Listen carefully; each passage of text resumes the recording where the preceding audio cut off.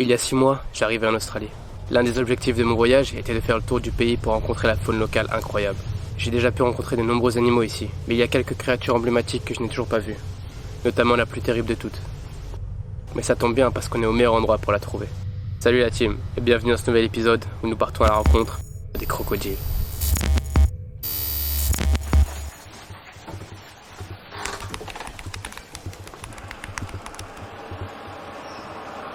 Regardez, on a à peine sorti de la maison. Laissez-moi vous présenter la Golden Orb Weaving Spider, qu'on appelle en France la Nephila pilipes. Bien que le mâle ne mesure que 4 cm, la femelle a une taille moyenne de 37 à 38 cm, ce qui en fait donc une des plus grosses araignées du monde. Bon, ça annonce déjà une bonne journée pour trouver des petites bestioles. Oh, elle est devant ma porte d'entrée. Tu t'es pris pour qui toi? Elle est capable de tisser des toiles de 2 mètres de large sur 6 mètres de haut et assez résistante pour capturer des petits oiseaux en vol. Il paraît que ses fils ont des reflets d'or, d'où son nom en anglais. Sa morsure n'est pas dangereuse pour l'homme, mais par contre elle peut être assez douloureuse. C'est le moment où on se barre parce qu'on a peur.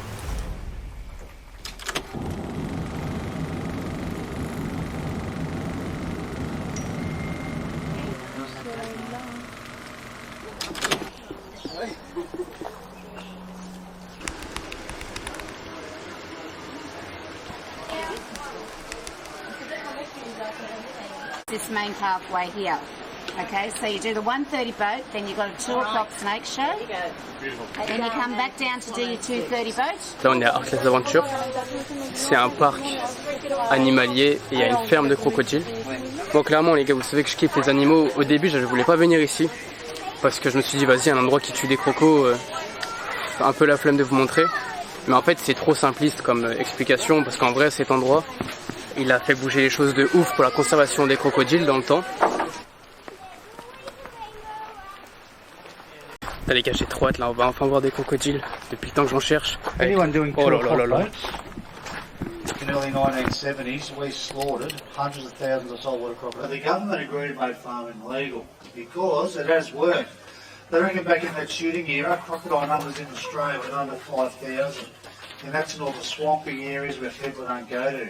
Crocodile numbers now in Australia, last survey, over 250,000. Right, they're protected. It's illegal to shoot them. Farming looks after the meat and skin industries. And these guys have basically repopulated themselves. Farming has worked for wild crocodile populations, as simple as that. Voilà la présentation qu'on a reçue. Ils nous montraient un petit peu comment ça marchait la ferme de crocodiles. Bon, je vais pas vous mentir, moi j'aime pas trop parce que c'est vraiment, ils parlent du crocodile comme un produit quoi. Ils t'expliquent comment ils en tirent un maximum d'argent en faisant grandir à telle taille, à quelle vitesse ils grandissent. Enfin vraiment optimiser les profits. Donc ça c'était la raison pour laquelle j'avais pas trop envie de venir ici de base. Mais il n'y a pas que du négatif et c'est pour ça que je vous emmène ici. C'est que c'est quand même un endroit qui a participé à la conservation des crocodiles.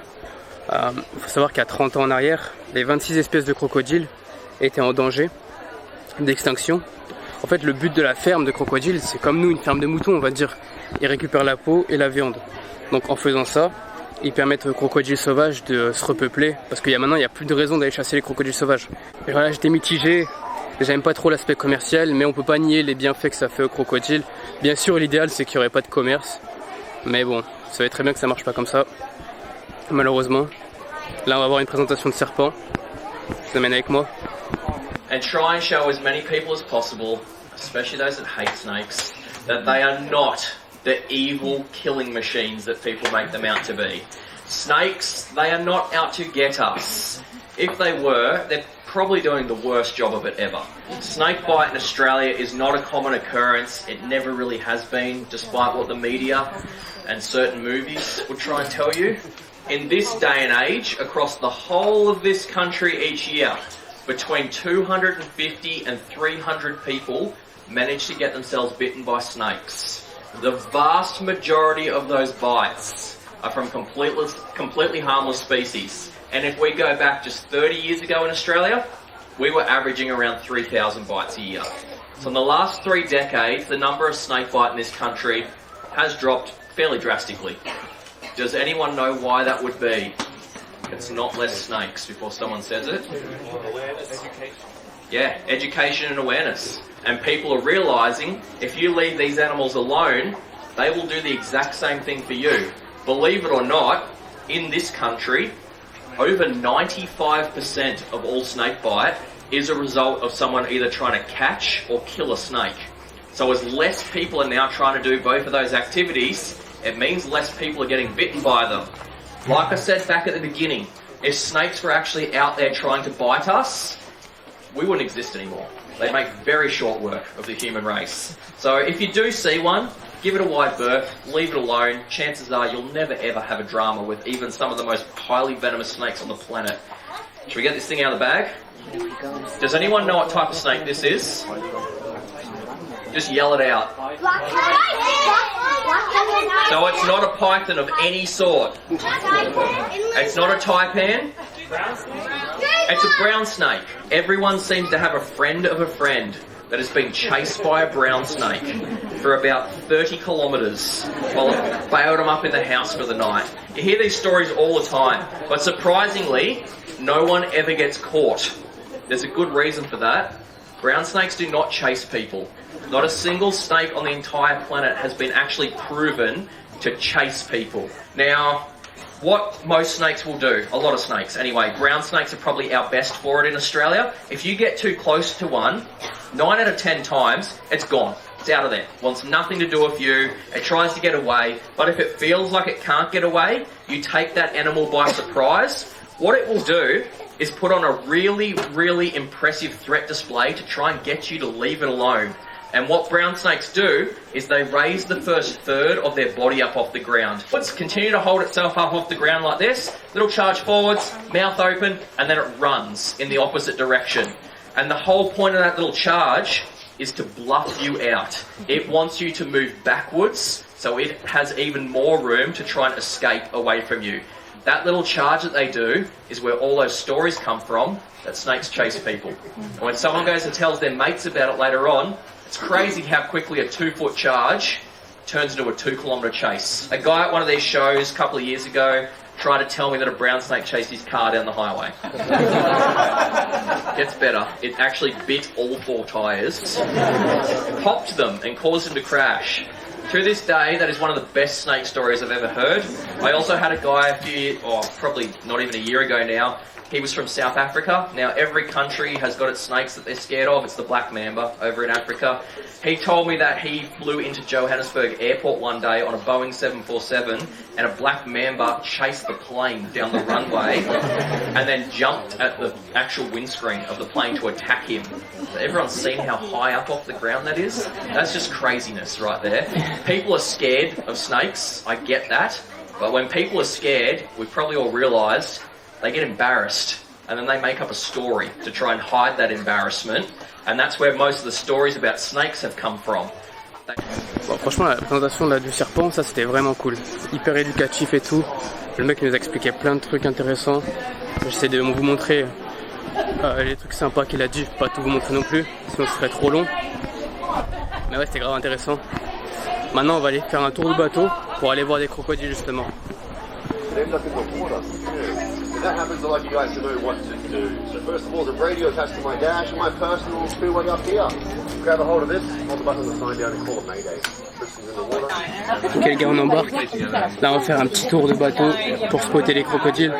J'ai pris une bonne place normalement, là je suis contre la fenêtre.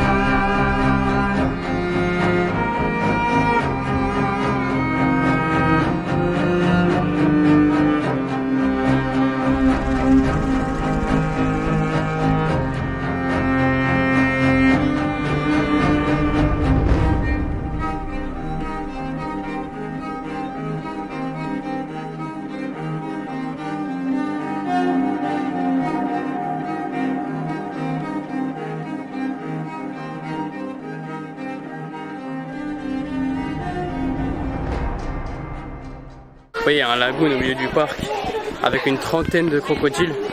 On a eu la chance d'en voir pas mal là, c'est vraiment cool. C'est assez impressionnant quand ils les font sauter. Là regardez, il y a une cafétéria où ils vendent des burgers au crocodile, la viande de crocodile, etc.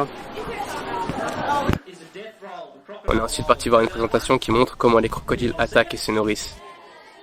Avec notamment la fameuse roulade de la mort qui permet aux crocodiles de déchiqueter ses proies. Comme pour le serpent un peu plus tôt, ce genre de spectacle sert à éduquer les gens sur ces incroyables créatures.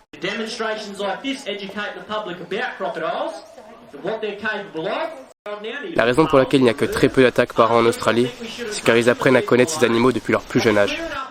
Vous vous en êtes peut-être rendu compte au cours de ma vidéo, mais les enfants sont ceux qui s'intéressent le plus, répondent aux devinettes et posent des questions. La préservation des espèces passe par l'éducation.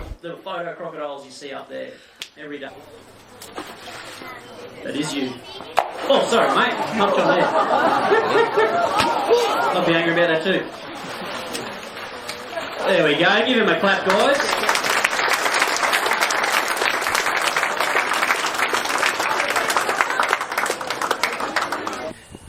Franchement, vous savez, là, j'ai beaucoup critiqué le fait que, bon, vas-y, c'est un endroit avec... C'est un parc, quoi, c'est un sorte de zoo. Mais ce qui est bien, et je peux pas leur enlever ça, c'est le côté éducatif. Il y a plein d'enfants, et même les adultes, ils apprennent beaucoup. Et c'est comme ça que tu protèges les animaux en danger comme le crocodile et le serpent. Et sur ça, c'est vraiment un très bon aspect. Là, on fait un petit tour, on voit un petit peu tous les animaux qu'ils ont ici parce qu'ils ont un peu de tout, des lézards, des tortues et des crocodiles.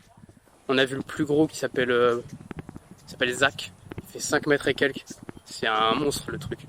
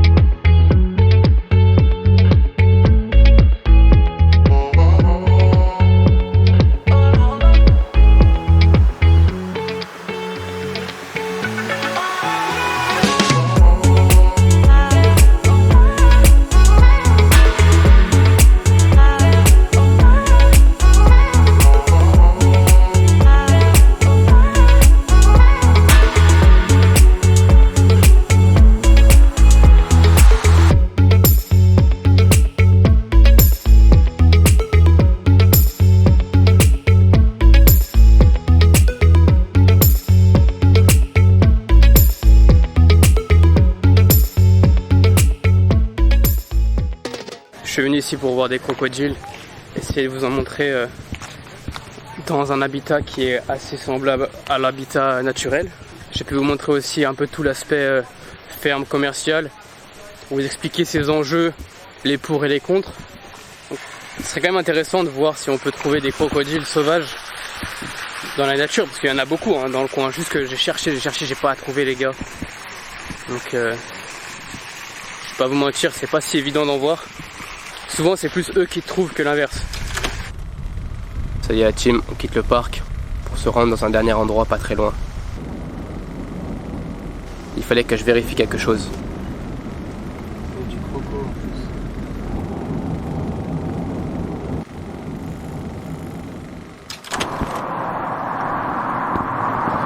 Là il y a peut-être moyen de trouver des crocodiles. J'ai entendu parler d'un pont entre Port Douglas et Cairns qui est assez réputé pour spotter des crocodiles. On va voir ce que ça donne.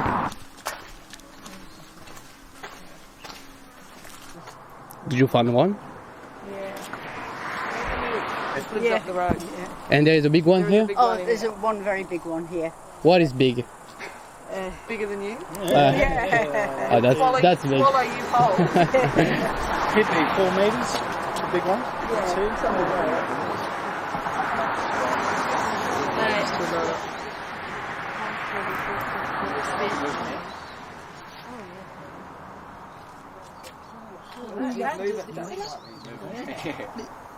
And the one that was 100 metres down. Yeah, he did too, yep.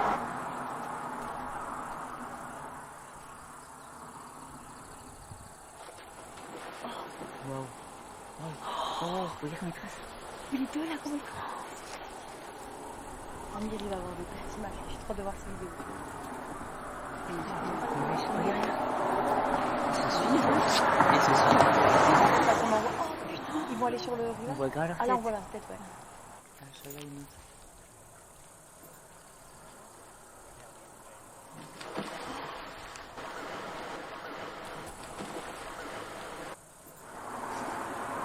Ah franchement là grave content, aujourd'hui on a enfin pu voir des crocodiles. Je vous mens pas quand je vous dis que ça fait depuis 2-3 semaines que j'en cherche tout le temps. Je suis déjà venu dans ce pont ici, ça avait rien donné. Là aujourd'hui on a pu en voir à la ferme des crocodiles et même à l'état sauvage ici. Même si bon ils sont loin mais bon, il vaut mieux qu'ils soient loin que trop près.